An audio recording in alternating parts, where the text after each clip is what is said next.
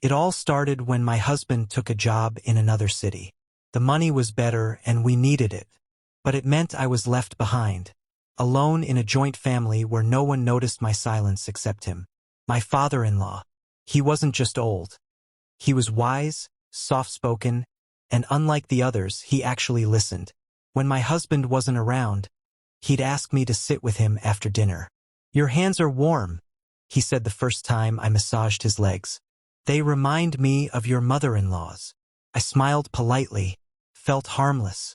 He had back pain, weak knees. It was tradition to care for elders. But slowly it became routine. I'd bring him his evening tea. We'd talk about his youth, about life. One night, he placed his hand gently on mine and said, "You're not just beautiful, you're kind. My son is lucky." I laughed nervously. I was taught to respect compliments, not question them. The next day, he requested I stay a little longer after dinner. "Just talk to me. This house feels too quiet." And I did, because I was lonely too. I didn't notice when the lines blurred. When sitting beside him became lying next to him for just a few minutes because he said his chest hurt and he needed someone near. I told myself I was only comforting him. That's what a daughter-in-law should do. Then came the night his hand brushed my shoulder. Lightly. It lingered. I should have moved. I didn't. I froze. Not because I was afraid, because I was confused. My heart was racing, and I hated that it was. From that night, something changed. He'd look at me differently. He stopped calling me Beta and began calling me by my name. Only my name. He'd hold my hand a little longer each night, our conversations getting deeper, slower, heavier. Once, he leaned in, kissed my forehead, and whispered, "You deserve more love than you get." I didn't know if he meant it platonically. I didn't ask. There was a night when I was feeling unwell. I told him I was going to sleep early. He said, "Stay here. I'll sit with you. Just rest." I lay on his bed, just for a few minutes. His hand rested on my waist. I didn't stop him.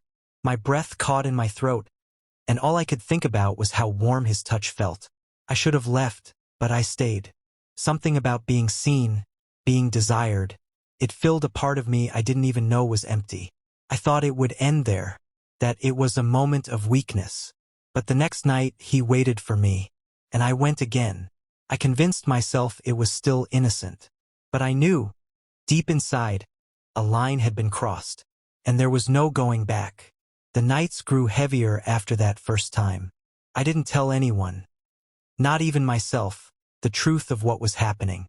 I kept pretending I was just being caring, pretending his eyes didn't linger, pretending I didn't wait for him to call me after dinner.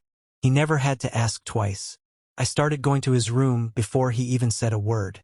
He would smile like he knew I'd come, and I always did. He began talking differently, more tender, more personal. "Do you know how empty this house feels without your voice?" he said one evening, his fingers brushing against mine. "You bring life to it." I looked away. I wasn't supposed to enjoy the way he talked to me, but I did. He started comparing me to my mother-in-law. "She was strong like you, but she never had your softness." I didn't know how to respond. There was no rule book for this kind of attention.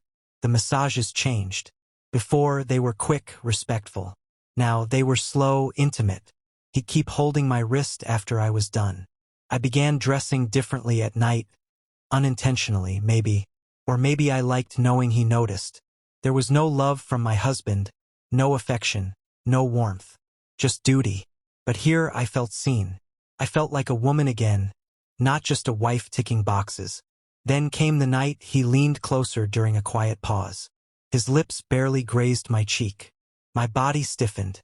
He didn't say sorry. He just looked at me and said, "You know this isn't wrong. We're both alone. Who are we hurting?" I didn't answer. I didn't push him away either. That silence said more than any words could.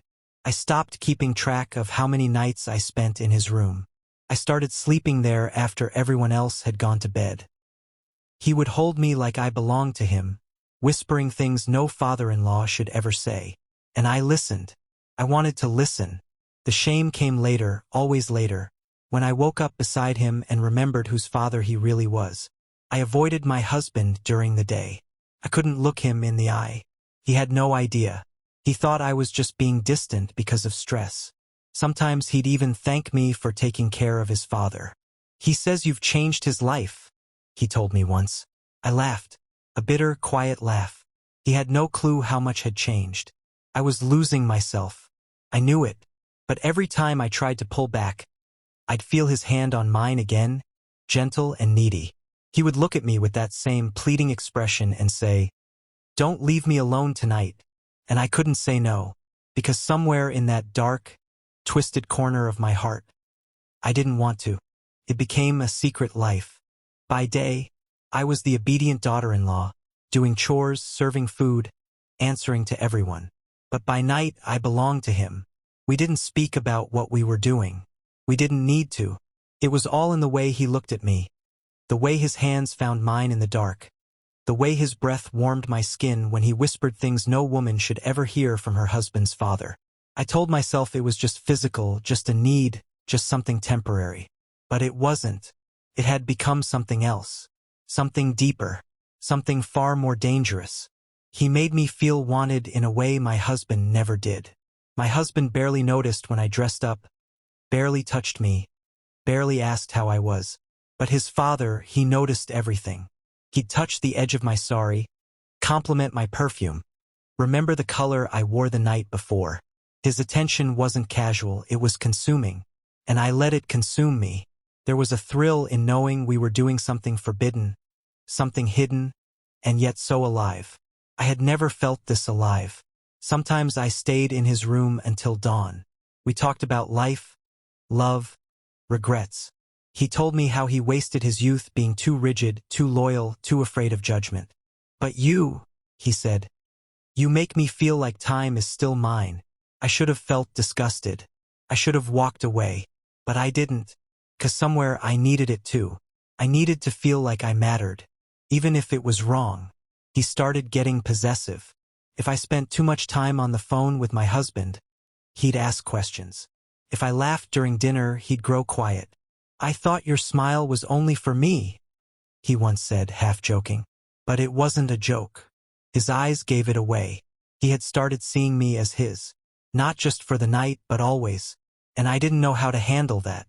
It scared me, but it also gave me a strange kind of power. Guilt crept in, slowly but constantly. Couldn't pray. I couldn't look at my own reflection. Every time my husband touched my shoulder, I flinched. I kept finding excuses to avoid intimacy with him. I told him I was tired, unwell, or fasting. He believed me. He trusted me. That trust made it worse. I was breaking him without him ever knowing it. There were moments I thought about ending it. I'd avoid his room, stay up late pretending to clean. But then he'd find me, take my hand, kiss my fingers like he always did, and whisper, "I need you tonight." And the part of me that missed being needed always gave in. I had lost control. This wasn't an affair anymore. It was an obsession. A secret that grew roots deep inside me, twisting tighter with every lie, every touch, every stolen night. It started unraveling the night my husband came home early. He was supposed to be gone for 3 more days, but he walked in unannounced while I was still in his father's room. I heard the gate, the familiar cough, the shuffle of his steps. I froze. My heart stopped. I whispered that I had to go, but he held my wrist and said, "Don't panic. He won't suspect anything." I slipped out quietly, adjusting my clothes, forcing my face to look calm. But something was different. My husband looked at me a second too long. He hugged me and I flinched. He didn't say anything, but his eyes did. Over the next few days, he watched me more closely.